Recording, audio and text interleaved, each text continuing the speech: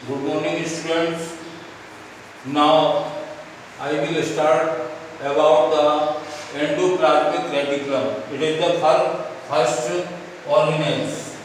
तो मैं तुम्हें मतलब जो कोशिका थी उसका पूरा फिगर हम ये ड्रा कर दे रहा हूँ और नाम साथ साथ देखते जाना। ये पहले सेल बनाई, ये बीच में क्या बनाया, न्यूक्लियस, ये डबल मेम्ब्रेन बनाना और ये एंडोप्लाज्मिक रेटिकुलम।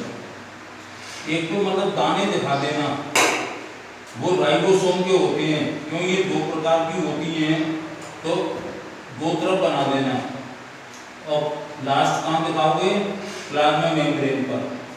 ये जो है गोल्गी एपरेटस है, ये माइटोकॉन्ड्रिया, ये लाइसोसोम, ये न्यूक्लियस या न्यूक्लियोड और पढ़ा जाता है, ठोस संरचना होती है वो न्यूक्लियोड की होती है। ये वैक्यूल्स बना देना, ये यहाँ पर साइटोप्लाज्म दिखा दोगे। मैं एक दो नाम लिखे दे रहा हूँ, फिर बताता जाऊंगा, उसके साथ साथ लिखता जाऊंगा।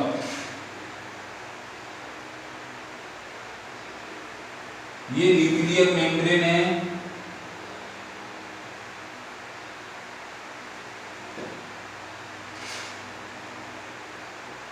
Nuclear membrane. मैं विशेष तौर से ये जो बता रहा हूँ इसको ER लिख दे रहा हूँ। ER divided into two part. एक होती है रफ RER, RER, यह नाम आएगा, उसका मैं पूरा नाम बता दूंगा। एक SER आएगा, यहाँ SER ये लिख देना, यहाँ लिख देना वैक्यूल्स।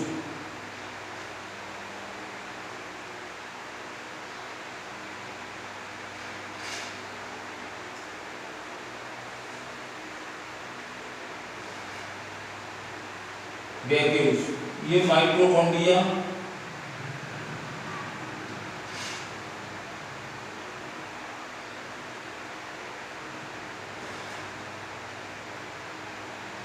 Lysosome,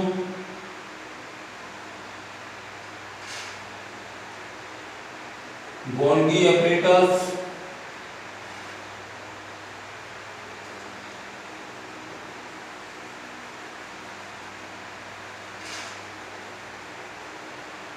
then centriole.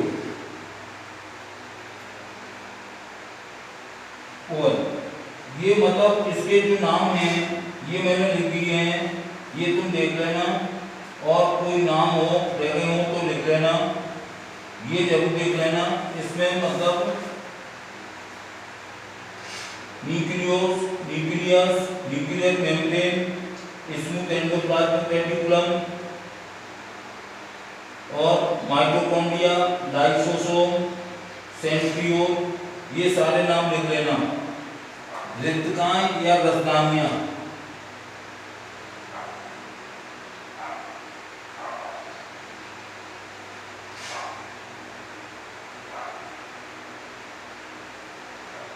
या रसदानियां।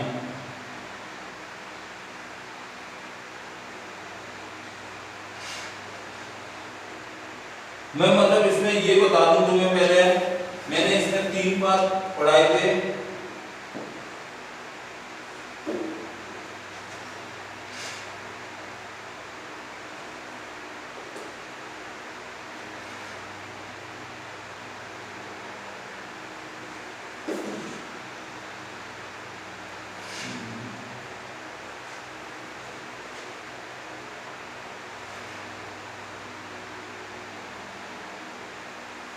हाँ, ये एंडोप्लाज्मिक रेटिकुलम के बारे में बता रहा हूँ, ऑर्गेनेल्स के बारे में बताने जा रहा हूँ। मतलब मैंने एक पहले बताई थी प्लाज्मा मेम्ब्रेन या सेल मेम्ब्रेन के बारे में, दूसरा बताया था जो अंदर हमारा कोशिका द्रव्य या साइटोप्लाज्म करा रहता है उसके बारे में बताया था। तो now I will tell you about some organelles which is found inside of the cell. तो मैं मतलब इसके एंडोप्लाज्मिक रेटिकुलम या इसको कहते हैं हिंदी में अंतः प्रकृति जालिका। अंतः प्रद्रव्य जालिका। तो ये the endoplasmic reticulum is a large network of membrane bound by किससे होता है ये,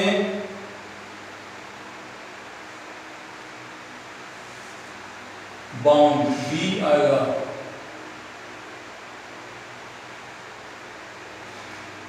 ये बाउंड माने घिरा हुआ। तो endoplasmic reticulum is a large network of membrane bound tubes and sheets. किससे घिरा रहता है, ट्यूब्स के समान, नलिकाओं के समान संरचना होती है और शीट के समान संरचना होती है। इसको हम कह सकते हैं कि अंतःप्रद्रव्य जालिका जो होती है वो मेम्ब्रेन से बनी हुई नलिकाओं, ट्यूब्स और शीट का एक बहुत बड़ा तंत्र होता है। तंत्र का मतलब एक सिस्टम होता है। वो किसका बना होता है, वो ट्यूब और शीट का बना हुआ होता है, तो तंत्र उसका होता है। देयर आर टू, ये it looks like long tubes, लंबी नलिकाएं यानी बैग के समान होती हैं, उस तरह की दिखाई देती हैं। द एंड, ये ईआर में लिखा है, इसको समझ लेना, जहां ईआर लिखा हुआ आ जाए उससे तुम समझना एंडोप्लाज्मिक रेटिकुलम या अंतःप्रद्रव्य जालिका। The endoplasmic reticulum membrane is similar to the in structure to the plasma membrane, यानी इसकी जो झिल्ली की संरचना होती है वो किसके समान होती है, प्लाज्मा मेम्ब्रेन, यानी जो कोशिका की झिल्ली होती है। जैसे कोशिका झिल्ली पर अनेक छिद्र पाए जाते हैं तो इसमें भी पाई जाती हैं। तो ये दो प्रकार की होती हैं, एक को लिखा मैंने आरईआर, इसका मतलब ये लिखा हुआ रफ एंडोप्लाज्मिक रेटिकुलम, और दूसरा लिखा है एसईआर यानी स्मूथ एंडोप्लाज्मिक रेटिकुलम। इसको कहेंगे हम रफ, खुरदुरी, भित्ति वाली,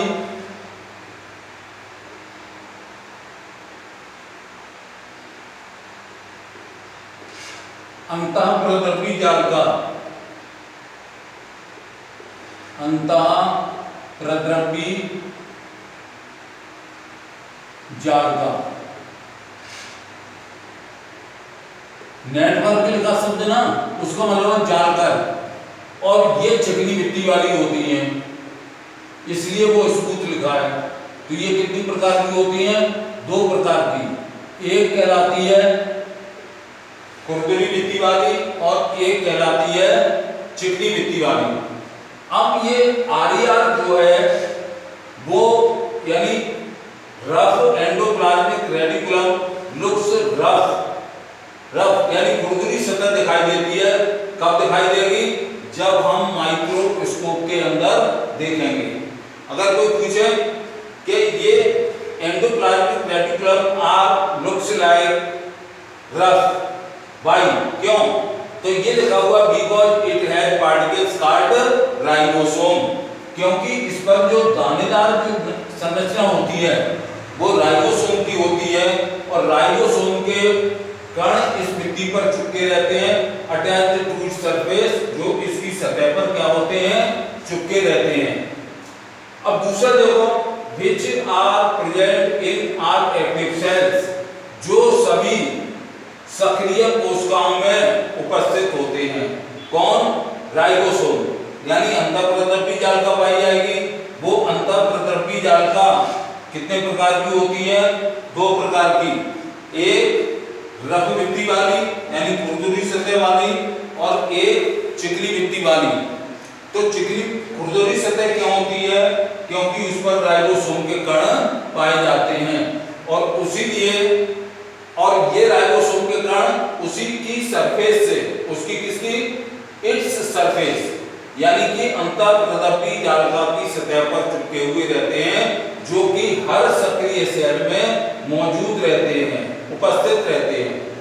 are the site of protein manufacturer, और ये जो है प्रोटीन सिंथेसिस यानी प्रोटीन का निर्माण का कार्य करते हैं। अगर कोई पूछे कोशिका के ऐसे अंग का नाम बताओ जो प्रोटीन का सिंथेसिस करता है, तो प्रोटीन का संश्लेषण कौन करता है?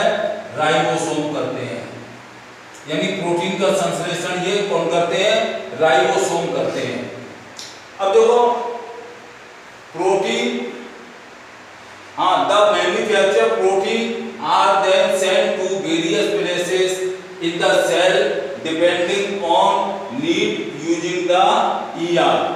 जैसे मतलब उस कोशिका के अंदर जो एंडोप्लाज्मिक रेटिकुलम होते हैं उसके निर्माण का कार्य तो ये करते हैं, ध्यान दे, तो ये प्रोटीन के निर्माण का कार्य करते हैं और उसी सेल के अंदर विभिन्न स्थानों पर भेज दिए जाते हैं। ये किस बात पर निर्भर करता है? Cell depending on need, cell की आवश्यकता के अनुसार यूजिंग द ईआर। और वो एंडोप्लाज्मिक रेटिकुलम जो है या अंतःप्रदर्भी जालिका जो है उसका उपयोग करती है। तो ये प्रोटीन को जहां जरूरत होती है वहां पर भेज दिया जाता है। अब ये आती है दूसरी वाली, ये कौन सी है? Smooth endoplasmic reticulum. अब देखो पहले तो ये समझो ये है क्या? ये चिकनी मिट्टी वाली अंतःप्रदर्भी जालिका है। यानी ये जो है SER helps in the manufacture of fat molecules और लिपिड्स। ये दो का निर्माण करती है, एक तो फैट मॉलिक्यूल्स, फैट जानते हो, और लिपिड्स। ये पौधों में पाए जाते हैं केवल लिपिड्स, प्लांट सेल में पाए जाते हैं। Lipids are only found in the plant cell but there is absent of animal cell. तो ये जो है चिकनी मिट्टी वाली अंतःप्रदर्भी जालिका किस काम में सहायता करती है? Manufacture of molecules of lipids, fat molecules को बनाती है। यानी वसा के अणु, किसके? वसा के अणु और लिपिड्स को निर्माण का कार्य करती है, जो कि एक कोशिका के लिए आवश्यक फंक्शन या आवश्यक क्रिया होती है। मतलब lipids important for sale function, यानी कोशिका की सक्रियता के लिए किसका निर्माण? फैट मॉलिक्यूल्स और लिपिड्स मॉलिक्यूल का निर्माण होना आवश्यक होता है। अब इनमें से कुछ प्रोटीन और लिपिड्स जो होते हैं वो किसमें सहायता करते हैं? सेल मेम्ब्रेन को बनाने में सहायता करते हैं। इसका मतलब हुआ यानी कोशिका का जो बाहरी आवरण होता है उसको बनाने में किसका काम पड़ता है? उसका, ये देखो, बिल्डिंग द सेल मेम्ब्रेन, यानी कोशिका झिल्ली को बनाने में सहायक होते हैं। कौन? सम ऑफ दीज प्रोटीन, इनमें से ही जो प्रोटीन का निर्माण होता है उनमें से कुछ प्रोटीन जो हैं वो इसका निर्माण करते हैं, सेल मेम्ब्रेन का निर्माण करते हैं। This process is known as biogenesis. ये है जीवोत्पत्ति।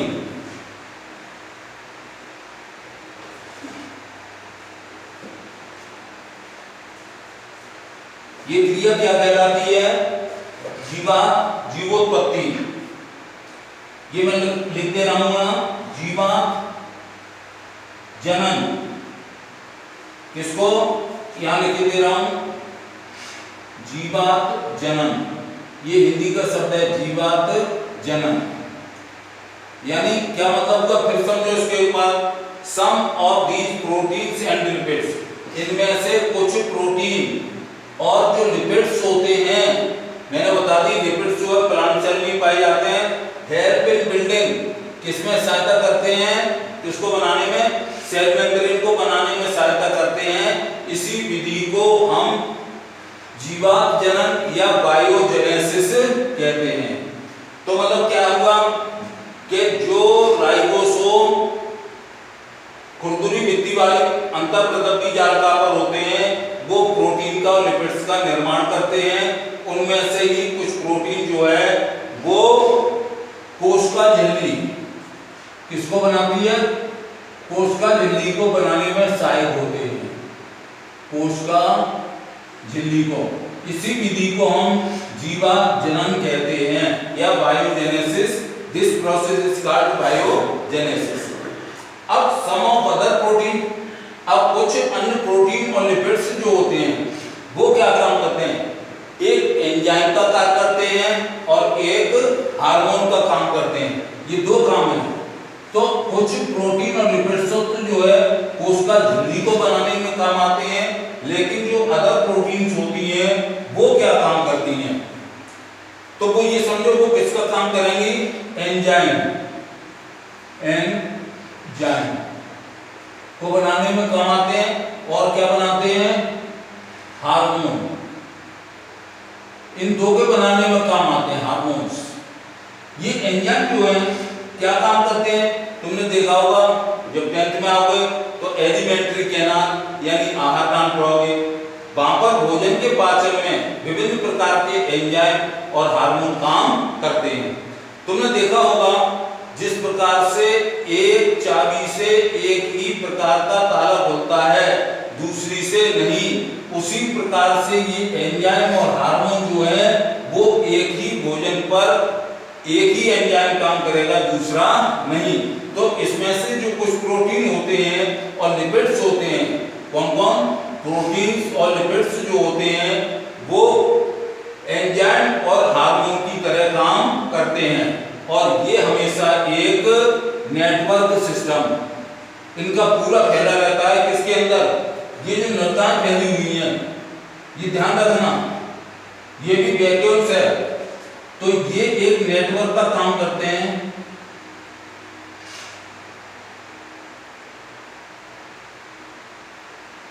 वैक्यूल्स इसमें मैंने डिफरेंस में बताया था, प्लांट सेल में ये लार्ज साइज की होती हैं, लेकिन ये एनिमल सेल में जो होती हैं कैसी होती हैं? छोटी होती हैं। तो अब देखो, it always found in a network system, इनका एक नेटवर्क जाल के समान संरचना होता है। किसका? अंतःप्रद्रव्य जालिका का।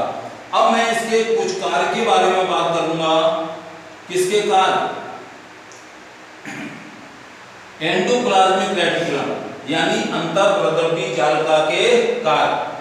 One function of the ER, देखो ये ईआर लिखा है, इंग्लिश मीडियम वाले समझे, शॉर्ट में लिखा है मैंने, इसी को एंडोप्लाज्मिक रेटिकुलम यानी अंतःप्रद्रव्य जालिका is to serve as channel for the transport यानी परिवहन of materials between various region of the cytoplasm and the nucleus. इसका मतलब अच्छी तरह समझना। अब इसका काम क्या हुआ? जैसे कोशिका के बाहर से कोई मटेरियल आया तो वो जब कहां तक पहुंचेगा? साइटोप्लाज्म में तो आ गया, लेकिन साइटोप्लाज्म में ही ये एंडोप्लाज्मिक रेटिकुलम पाई जाती है, तो ये नालियों का काम करते हैं, ड्रेन्स का काम करते हैं। तो इनके ऊपर बहता हुआ वो पदार्थ जो है केंद्रक झिल्ली से प्रवेश करता हुआ केंद्रक द्रव्य में भी पहुंच जाता है। इसीलिए लिखा है फंक्शन, और पहला फंक्शन क्या है यानी पहला कार्य क्या है? इज टू सर्व, सेवा करना। काय की सेवा करना? Channel for the transport of materials यानी जो पदार्थ बाहर से अंदर की ओर आते हैं उन पदार्थों को कहां पहुंचाना है? मतलब between various part of the cytoplasm, cytoplasm के विभिन्न भागों को पहुंचाता है। और किसको पहुंचाता है? न्यूक्लियस को पहुंचा देता है, उसके अंदर चले जाते हैं न्यूक्लियस में। मैंने कही ना कि ये जो है न्यूक्लियर मेम्ब्रेन जो है वो प्लाज्मा मेम्ब्रेन की तरह ही काम करेगी। तो इसमें भी वो छोटे छोटे छिद्र होते हैं, तो वो मटेरियल यानी वो पदार्थ जो कोशिका के बाहर से कोशिका के अंदर आया तो वो साइटोप्लाज्म के विभिन्न भागों तक तो पहुंच गया, लेकिन इन अंतःप्रद्रव्य जालिका के ऊपर बहता हुआ वो केंद्रक झिल्ली से होता हुआ केंद्रक द्रव्य में भी शामिल हो जाता है। दूसरा देखो, द ईआर आल्सो फंक्शन। अब ये भी फंक्शन का पॉइंट ही है, यानी अगर इसके कोई कार्य पूछे तो 1 2 3 कार्य लिखे हुए हैं, तो वो मतलब ध्यान रखना। ये दूसरा मान लो दूसरा पॉइंट है कार्य का। The ER also functions as a cytoplasmic framework, providing a surface for some of the biochemical activities of the cell. कोशिका के अंदर कुछ बायोकेमिकल रिएक्शन एक्टिविटी होती हैं, यानी कुछ जैविक क्रियाएं होती हैं, जैव रासायनिक क्रिया कहते हैं इन्हें। हम क्या कहेंगे? जैव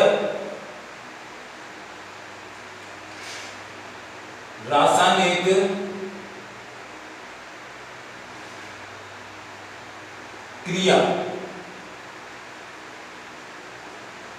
तो दूसरा काम क्या बताया था, as a cytoplasmic framework providing, यानी साइटोप्लाज्म जो है जब उस पदार्थ को एक सरफेस पे बहता हुआ जाता है, किस पर, एंडोप्लाज्मिक रेटिकुलम की जो सरफेस होती है ये नाली के समान, मैंने कहा किसका तरह काम करेंगी, एक ड्रेन की तरह काम करेंगी। तो द ईआर आल्सो फंक्शन उसका एंडोप्लाज्मिक रेटिकुलम, अंतःप्रदपी जालिका का कार्य ये भी है कि साइटोप्लाज्मिक फ्रेमवर्क जो कोशिका द्रव्य का जाल होता है वो प्रोवाइडिंग ए सरफेस, एक सतह प्रदान करता है। एक नालीवत संरचना होती है तो सतह प्रदान करता है some of the biochemical activities of the cell, cell के अंदर कुछ जैव रासायनिक क्रियाएं होती हैं, उन क्रियाओं का संपूर्ण प्रतिपादन करने के लिए ही इसका प्रयोग किया जाता है। तीसरा देखो, इन द लीवर, लिवर जानते हो, यकृत, ये लिवर कहेंगे यकृत, सबसे बड़ी ग्रंथि हमारे शरीर में, ध्यान रखना इस बात को कि अपने शरीर में पाई जाने वाली सबसे बड़ी ग्रंथि का नाम बताओ तो उसका क्या नाम होगा, लिवर, यानी कि यकृत is the largest gland in our body. In the liver cells of the group of animals called vertebrate. एक vertebrate का मतलब जानते हो, देखो जो रीढ़ स्तंभ जिन जंतुओं में पाया जाता है, रीढ़ स्तंभ का मतलब रीढ़ की हड्डी यानी सेंट्रल वर्टिब्रा, जिन जंतुओं में पाया जाता है वो वर्टिब्रेट कहलाते हैं। तो वर्टिब्रेट में मतलब क्या होता है, इनमें रीढ़ की हड्डी होती है, उस वर्ग की बात कर रहा हूं, उस क्लास की बात कर रहा हूं। In the liver of cells in the groups of animal, जानवरों के समूह में मतलब क्या होता है, जो वर्टिब्रेट होते हैं जिनके अंदर रीढ़ की हड्डी होती है, तो स्मूथ एंडोप्लाज्मिक रेटिकुलम जो है एक विशेष रोल अदा करता है। किसका अदा करता है, डिटॉक्सिफाइंग। डिटॉक्सिफाइंग का मतलब समझो, ये कौन काम करेगा, एसीआर का ही रोल है, क्रूशियल रोल है। तो ये कहते हैं वसा, जहर, जहर और दवा, जहर व दवा, ये पॉइजन लिखा है, ड्रग लिखा है, ड्रग का मतलब दवा। तो जहर और दवा को शरीर से बाहर निकालने का काम भी करते हैं। किसके द्वारा होता है ये काम, ये वो सारे के सारे पदार्थ जो हैं वो हमारे रिक्तकाओं के अंदर आ जाता है, और वो रिक्तकाएं जो हैं वो वैक्यूल्स जो हैं वो किनारे पर आकर के फट जाती हैं। फटने के पश्चात क्या होता है, वो कोशिका झिल्ली से बाहर निकाल देते हैं। तो ये तीन कार्य जो मैंने बताए थे इनको अच्छी तरह से देख लेना। अब इन तीन कामों में मतलब क्या होगा, अगर कोई तुमसे पूछे अंतःप्रद्रवी जालिका के कार्य तो ये बता देना। अब मैं बताने जाऊंगा, किसके बारे में बताऊं बोलो, मतलब उसके नाम लिख दूं मैं पहले, उसके नाम जो है, एक तो एंडोप्लाज्मिक रेटिकुलम हो ही गया, दूसरा नाम अगर देखें तो किसका आता है, गोल्गी अपरेटस का आता है, लाइसोसोम का आता है, माइटोकॉन्ड्रिया का आता है, प्लास्टिड का आता है, और वैक्यूल्स यानी रस्तानियां यानी कि रिक्तकाएं, इनका नाम भी आता है। तो एक मैंने तुम्हें ऑर्गेनेल्स यानी कोशिकाओं के बारे में बताया केवल, अब दूसरे के बारे में मैं नेक्स्ट वीडियो में बताने की कोशिश करूंगा, लेकिन इसके कुछ कारणात्मक प्रश्न जो होते हैं वो आते हैं। जैसे मैं बता दूं आगे आपको कि लाइसोसोम को आत्मघाती थैली क्यों कहते हैं, एक तो ये हो गया क्वेश्चन, ये पॉजिटिव क्वेश्चन है। दूसरा, कोशिका का शक्ति गृह यानी पावर हाउस किसे कहा जाता है, तो माइटोकॉन्ड्रिया को कहते हैं। और ये माइटोकॉन्ड्रिया जो होती है वो मतलब यहाँ पर ऊर्जा उत्पन्न होती है, और वो ऊर्जा जो है ATP molecules, adenosine triphosphate, ATP अणु के रूप में संचित के रूप में संचित हो जाती है, इसलिए हम उसे क्या कहते हैं, कोशिका का शक्ति गृह भी कहते हैं। किसे? माइटोकॉन्ड्रिया को। तो मैं ये नेक्स्ट वीडियो में समझाने की कोशिश करूंगा तुम्हें। तब तक ये मतलब फिगर अब वापस नहीं बनाऊंगा, इस फिगर को तुम ये सरल लिया किताब से, तो इसका बस 4 नाम तो लिखे बोर्ड के हिसाब से। मतलब क्या होता है, कुछ नाम जो है कम से कम 4-5 नाम लिखे होने जरूरी है, उसको नामांकित चित्र माना जाएगा। एक बार इसको रिपीट कर दे रहा हूँ मैं, उसको देख लेना। तो उसको देखने के बाद मतलब उसको हिंदी वाले बच्चे विशेष तौर से समझें। मैं उसको ले रहा हूँ कि जंतुओं में जो होती है अंतःप्रदर्भी जाल का झिल्ली युक्त नलिकाओं तथा सीट का एक बहुत बड़ा नेटवर्क होता है। ये नलिकाएं कैसी होती हैं? लंबी होती हैं, लंबी नलिका होती हैं, अथवा गोल या आयताकार थैलों की तरह दिखाई देती हैं। अंतःप्रदर्भी जालिका की संरचना यानी उसकी जो बनावट होती है वो मतलब प्लाज्मा झिल्ली के ही समान होती है। यानी जैसी प्लाज्मा झिल्ली बनी होती है, यानी बाहर का आवरण बना होता है, वैसे ही झिल्ली अंतःप्रदर्भी जालिका की होती है। ये कितने प्रकार की बताई थी मैंने? 2 प्रकार की, एक खुरदुरी भित्ति वाली अंतःप्रदर्भी जालिका और एक चिकनी भित्ति वाली अंतःप्रदर्भी जालिका। और ये खुरदुरी जब ही दिखाई देंगी जब हम उसको माइक्रोस्कोप में देखेंगे। अब कोई पूछे खुरदुरी सतह क्यों होती है? क्योंकि इसके ऊपर कुछ दानेदार संरचना पाई जाती है। उन दानेदार संरचना को कहते हैं राइबोसोम, और उन राइबोसोम के कारण ही वो दानेदार भित्ति वाली अंतःप्रदर्भी जालिका या खुरदुरी अंतःप्रदर्भी जालिका कहलाती है। और इनका मुख्य कार्य क्या है? प्रोटीन का संश्लेषण करना। और ये प्रोटीन जो RER होती है यानी रफ एंडोप्लाज्मिक यानी दानेदार भित्ति वाली अंतःप्रदर्भी जालिका है, प्रोटीन को आवश्यकता के अनुसार इस अंतःप्रदर्भी जालिका के द्वारा कोशिका के अन्य भागों में भेज दे देता है। और SER यानी चिकनी भित्ति वाली होती है, चिकनी भित्ति वाली अंतःप्रदर्भी जालिका होती है, वो वसा और लिपिड के अणुओं के बनाने में सहायता करती हैं और जो कोशिका की क्रिया के लिए बहुत ही जरूरी है। कुछ प्रोटीन वसा कोशिका झिल्ली को बनाने में सहायक होती हैं, कुछ प्रोटीन जो है वो किसको?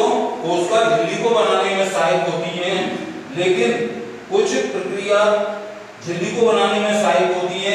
इस प्रक्रिया को क्या कहते हैं? ये लिखा था बायोजेनेसिस या जीवात जनन कहते हैं। कुछ क्या काम करती हैं? प्रोटीन तथा वसा एंजाइम एवं हार्मोन की तरह कार्य करते हैं। यद्यपि विभिन्न कोशिकाओं में एंडोप्लाज्मिक रेटिकुलम भिन्न-भिन्न रूपों में दिखाई देती है, अलग-अलग रूप में दिखाई देती है, लेकिन सदैव एक जालिका तंत्र का ही निर्माण करती हैं। इस प्रकार इनका जो अंतःप्रदर्भी जालिका का कार्य जो है वो कोशिका द्रव्य के विभिन्न क्षेत्रों के मध्य में, कोशिका द्रव्य कहाँ पाया जाता है? कोशिका के बीच में, तो विभिन्न क्षेत्रों के मध्य अथवा कोशिका द्रव्य के विभिन्न भागों तथा केंद्र के मध्य पदार्थों का परिवहन करने के लिए नलिका के रूप में कार्य करता है। अब इसी की कुछ जैव रासायनिक क्रियाओं के लिए कोशिका द्रव्य ढांचों का भी कार्य करती है। अच्छा, ये मैंने जो लास्ट में लिखा था इसको समझ लो। एक वर्ग के जंतु में जिन्हें क्या कहते हैं? वर्टिब्रेट कशेरुकी कहते हैं। इनमें क्या होता है? यकृत कोशिकाओं में SER यानी चिकनी भित्ति वाली अंतःप्रदर्भी जालिका जो होती है वो जहर का और दवा को बाहर निकालती है शरीर कोशिका से, यानी इसको कहते हैं निरावशीकरण। ये डीऑक्सीफाइन को निरावशीकरण यानी जहर और दवा को बाहर शरीर से कोशिका से बाहर निकालना, निरावशीकरण। इंग्लिश मीडियम वाले तो वही समझे बायोजेनेसिस, या हिंदी मीडियम वाले समझेंगे निरावशीकरण। उसके क्रिया में भी इनका एंडोप्लाज्मिक रेटिकुलम का महत्वपूर्ण रोल होता है। Thank you.